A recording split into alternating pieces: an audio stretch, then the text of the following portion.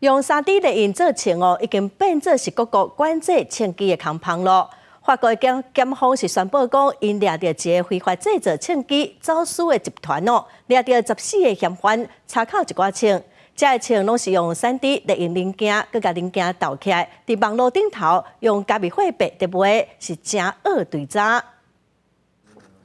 检方放伫桌仔顶展示的，都是互查到的3D 列印的枪支，部分枪身的边边佮有印 FGC9的字。这是一种德国的可德族移民设计的枪支，所有枪身的零件都会当用3D 列印的技术来制作，而且会当发射一般手枪还是冲锋枪9毫米的枪支。FGC9的枪身本来是敢若52公分，但是检方展示的非法枪支，有的佫改装较长的枪管，这嘛会互规个杀伤力佫较强。Une des armes vendues qui est un 9 mm, donc avec un pouvoir létal très fort, cette arme répondait au doux nom de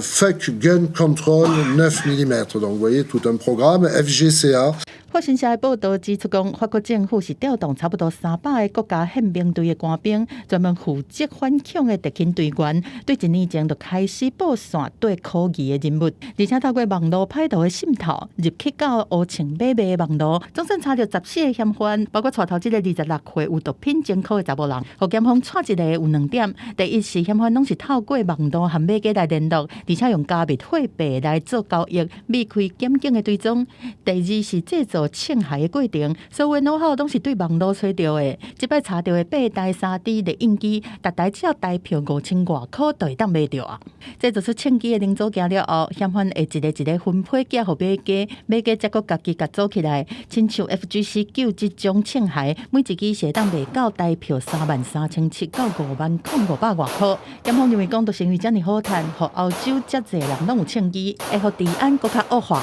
公司新闻7家人编译。